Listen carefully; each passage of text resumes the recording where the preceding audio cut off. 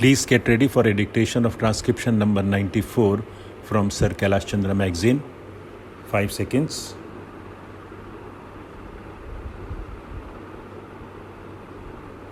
Start.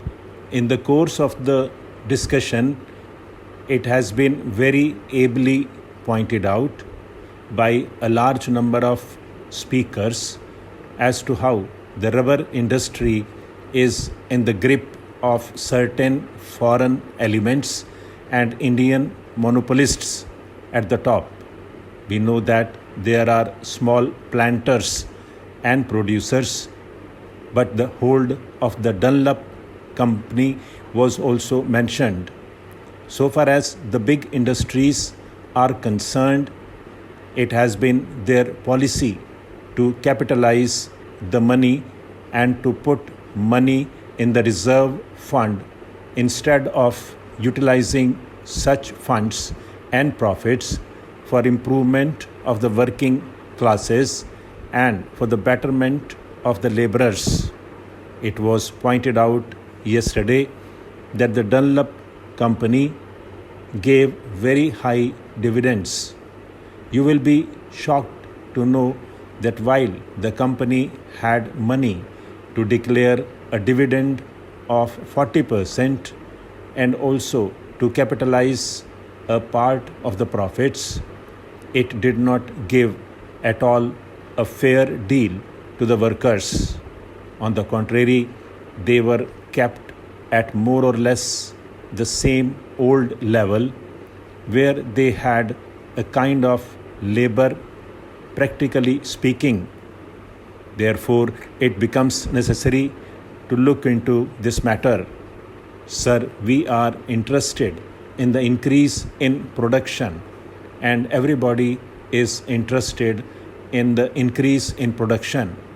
The production of rubber, coffee, or of any other essential commodities or imported commodities must undoubtedly be increased in the country, but merely by appointing a board or by taking certain powers into the government's hands or investing the board with such powers, you cannot ensure increase in production.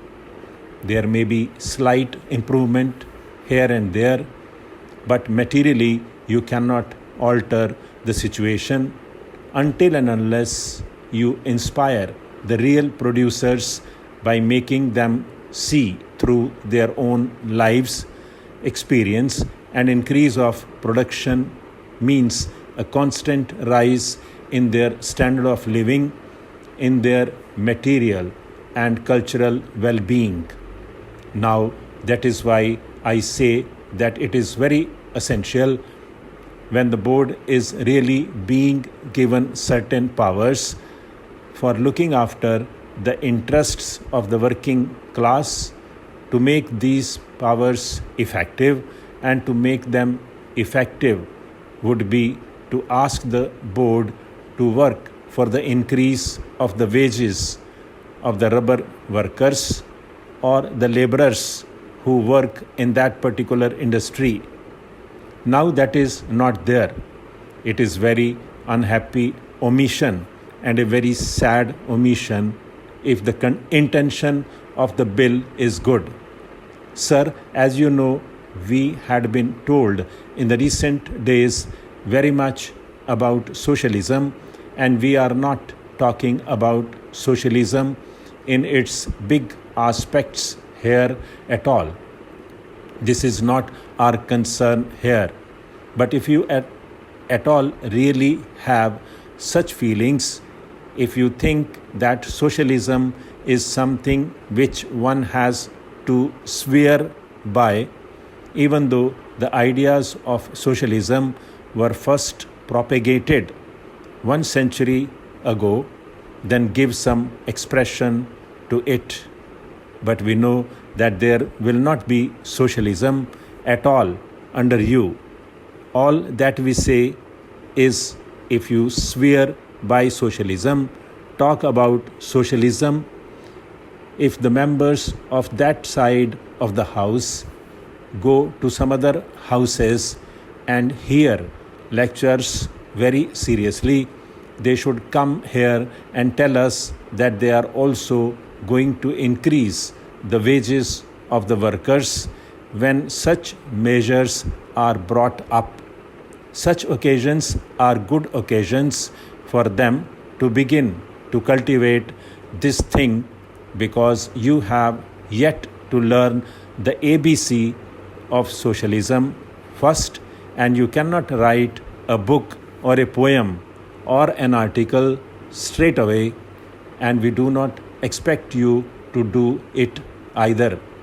But if you are really sincere about what you are talking, you should try to learn the ABC, that is to say, begin with giving the workers a fair deal, giving them a living wage, and dealing with the workers.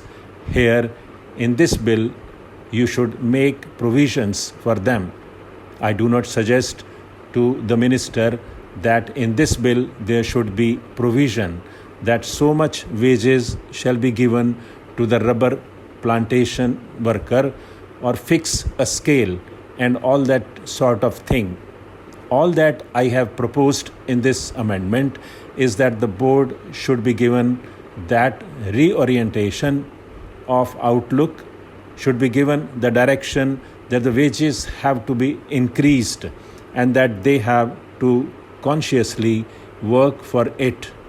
That is all that I demand in this amendment. Sir, we do not like that our workers should be exploited by the people, and he will not deny, because it has been pointed out from that side of the house also that huge profits are being amassed.